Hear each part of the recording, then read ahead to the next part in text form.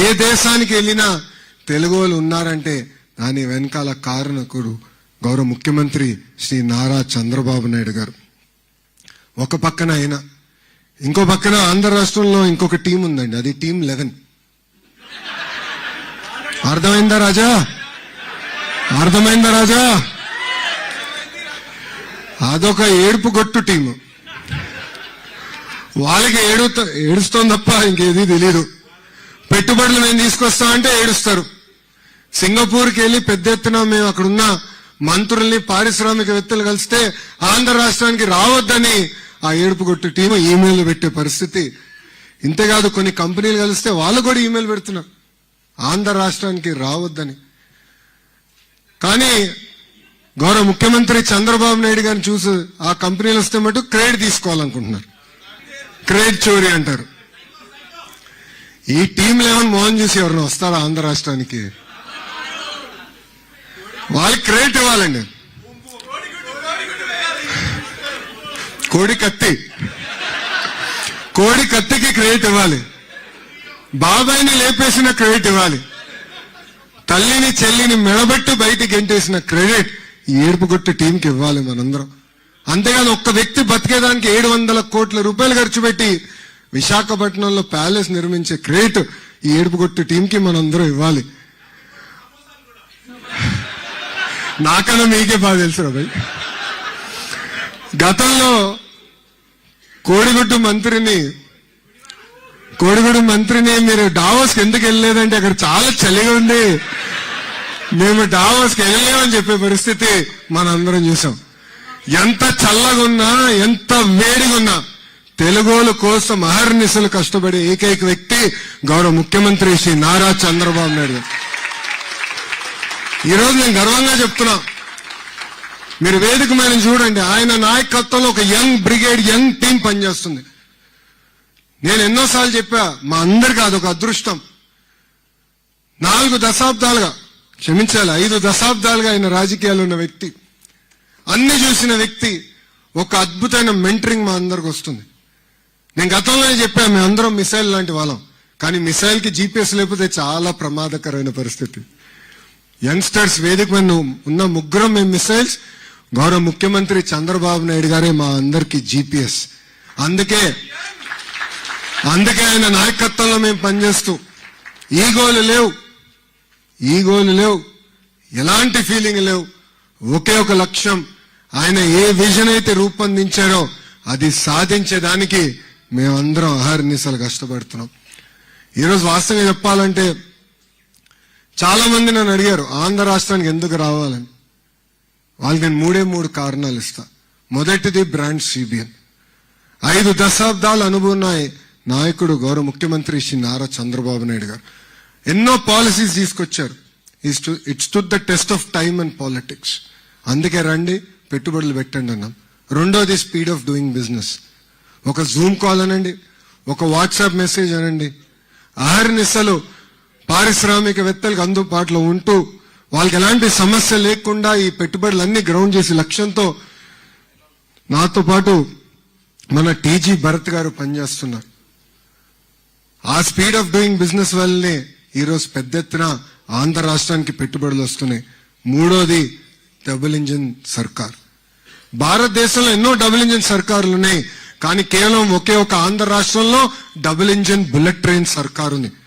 ఢిల్లీలో గౌరవ ప్రధానమంత్రి నరేంద్ర మోడీ గారి నాయకత్వంలో ఆంధ్ర రాష్ట్రంలో గౌరవ ముఖ్యమంత్రి శ్రీ నారా చంద్రబాబు నాయుడు గారు ఒక పక్కన, ఇంకో పక్కన నాకు అన్న సమానమైన పవన్ అన్న, ముగ్గురు కలిసికట్టుగా ఆంధ్ర రాష్ట్రాన్ని ముందలు తీసుకెళ్తున్నారు ఒకే ఒక లక్ష్యంతో.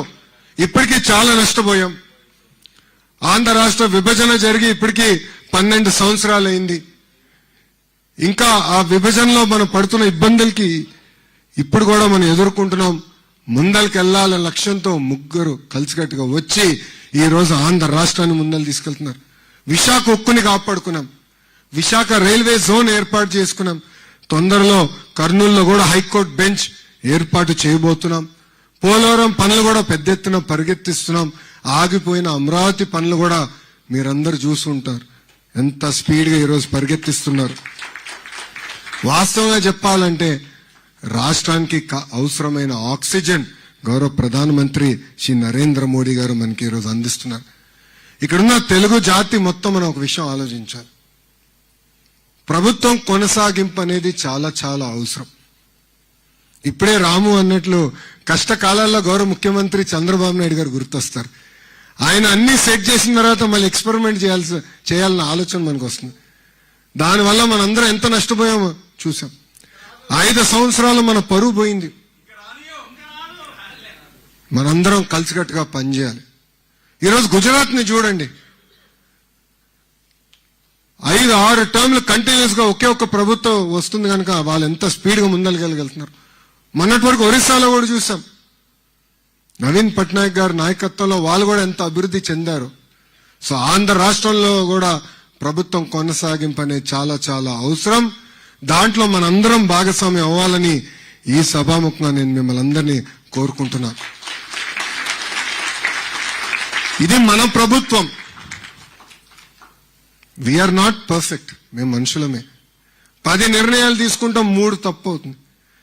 3 తప్పు నిర్ణయాలు అనిపిస్తే తెలియజేయాల్సిన బాధ్యత ఇక్కడున్న మీ అందరిపైన ఉంది. సరిదిద్దుకోవాల్సిన బాధ్యత వేదిక పైన ఉన్న మా అందరిపైన ఉంది. వింటాం, చర్చిస్తాం. మేమన్నా మిమ్మల్ని కన్విన్స్ చేస్తాం, మీరన్నా మమ్మల్ని కన్విన్స్ చేయాలి తప్ప ఆంధ్ర రాష్ట్రంలో ఇంకా మార్పు అనేది ఉండదు.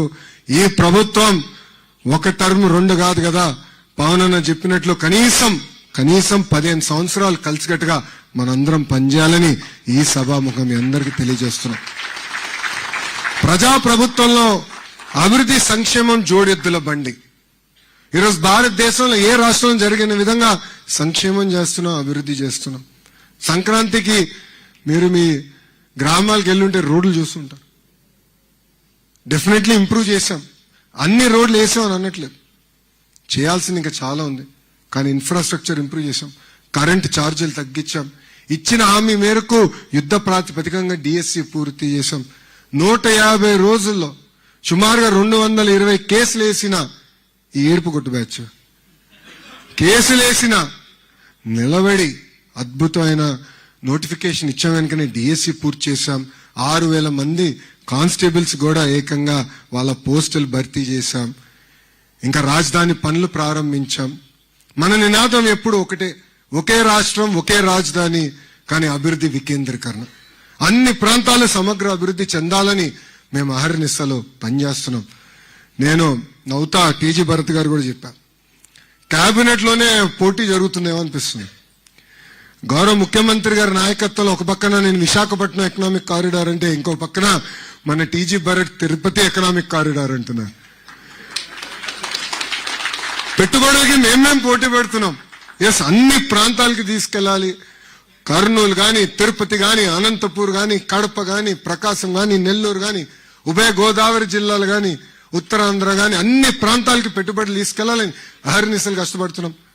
ఇంతేకాదు, వేదికమైన గౌరవ కేంద్ర మంత్రి రాము కూడా ఆంధ్ర రాష్ట్రానికి ఒక ఏరోస్పేస్ కంపెనీ వస్తే ఇమీడియట్ గా నాకు ఫోన్ చేసి, అన్నా వీళ్ళు వస్తున్నారు, బోర్డు మొత్తం వస్తుంది, ఇమీడియట్ గా నువ్వు ఢిల్లీకి రావాలి, ముందర కూర్చో, ఆంధ్ర రాష్ట్రాన్ని కలిసికట్టుగా వాళ్ళకి ప్రొజెక్ట్ చేద్దాం, ప్రెజెంట్ చేద్దాం అని చెప్తాం జరిగింది. మొన్న ఇట్లనే ఒక గ్లోబల్ ఏవియేషన్ కంపెనీ వస్తే వాళ్ళు ఎవ్వరిని కలవలేదు, గౌరవ ప్రధానమంత్రి గారిని కలిశారు. తర్వాత ఆ బోర్డుతో రాము నేనే కూర్చుని ఆంధ్ర రాష్ట్రంలో ఎందుకు పెట్టుబడులు పెట్టాలని మేము ఒక బ్రాండ్ అంబాసిడర్స్ గా పనిచేస్తున్నాం. అందుకే ఇక్కడున్న తెలుగు జాతిని అంతా ఒక విషయం కోరాలనుకుంటున్నాం. ఈ రాము చెప్పినట్లు మనం ఎక్కడున్నా కలిసిమెలిసి ముందరికెళ్తాం. తెలుగు జాతి గర్వపడే విధంగా మనం ప్రపంచంలో ఏ దేశానికి వెళ్ళినా మనందరం పనిచేస్తాం. మీరందరూ మా బ్రాండ్ అంబాసిడర్స్. మీరు మీ కంపెనీల్లో పెద్ద ఎత్తున ఆంధ్ర రాష్ట్రం గురించి మాట్లాడండి, చర్చించండి, ఆ లీడ్స్ మాకు పంపించండి. ఆంధ్ర రాష్ట్రంలో గ్రౌండ్ చేసే బాధ్యత మేము తీసుకుంటామని ఈ సభాముఖం మీ అందరికి నేను హామీ ఇస్తున్నా. అంతేకాకుండా మన సంస్కృతి సాంప్రదాయాల్ని ముందలు తీసుకెళ్లాల్సిన బాధ్యత ఏపీ ఎన్ఆర్టీ పైన ఉంది. ఆంధ్ర రాష్ట్రంలో ఈ మినిస్ట్రీ కూడా ఒక యంగ్ మినిస్టర్ కింద మీలాగనే యుఎస్ లో చదువుకుని తిరిగి ఎన్ఆర్ఐగా ఉంటుంగా రాజకీయాల్లోకి వచ్చాడు శ్రీను. సో శ్రీను కూడా సీరియస్ గా తీసుకుంటున్నాడు. ఇంతేకాకుండా తెలుగు వాళ్ళు ప్రపంచంలో ఎక్కడున్నా వాళ్ళ కష్టాల్లో ఉంటే ఆదుకోవాల్సిన బాధ్యత మా పైన ఉంది. ఆ దిశగా మేము పనిచేస్తాం. పెద్దలు చెప్పినట్లు ఇప్పుడే ఓమ్ క్యాప్ అన్న సంస్థ నా కింద ఉంది. గ్లోబల్ హ్యూమన్ రిసోర్సెస్ క్యాపిటల్ గా ఆంధ్ర రాష్ట్రం ఇప్పటికీ ఉంది. కానీ అన్ని రంగాలు ఇంకా ముందలు తీసుకెళ్లాల్సిన బాధ్యత నా పైన ఉంది. దాంట్లో మీ అందరి సహకారం కావాలి. ఇప్పటికీ హెల్త్ కేర్ వర్కర్స్ చూస్తే జర్మనీ, జపాన్కి ఇప్పటికీ వెళ్తాం కూడా జరిగింది. ముందు ముందు కూడా ఇంకా తీసుకెళ్తాను. కేవలం మీ దేశంలోనే కాకుండా మీరు మీ నెట్వర్క్స్ ఏర్పాటు చేసి ఆంధ్ర రాష్ట్రం గురించి, తెలుగు జాతిని గర్వపడే విధంగా మనందరం అభివృద్ధి చేయాలని ఈ సభాముఖంగా తెలుపుకుంటూ, వేదిక మీద మా ముగ్గురు యంగ్ మినిస్టర్స్ మా అందరి లక్ష్యం ఒక్కటే. ఏ ఆశయాలతో అయితే 94% స్థానాల్లో మమ్మల్ని గెలిపించారో అది నిలబెట్టుకోవాల్సిన బాధ్యత మా పైన ఉంది. ఆ బాధ్యతని మేము జాగ్రత్తగా ముందలు తీసుకెళ్లి మేము అమలు చేస్తామని ఈ సభాముఖంగా మీ అందరికి నేను హామీ ఇస్తూ, నాకింత అద్భుతమైన అవకాశం ఇచ్చిన మీ అందరికీ పేరు పేరున నా హృదయపూర్వక ధన్యవాదాలు తెలుపుకుంటూ మీ అందరి దగ్గర నుంచి సెలవు తీసుకుంటున్నా. జోహార్ అన్న ఎన్టీఆర్, జోహార్ అన్న ఎన్టీఆర్. చంద్రబాబు నాయుడు గారి నాయకత్వం, చంద్రబాబు నాయుడు గారి నాయకత్వం. జై బాలయ్య, జై బాలయ్య, జై హింద్. Thank you.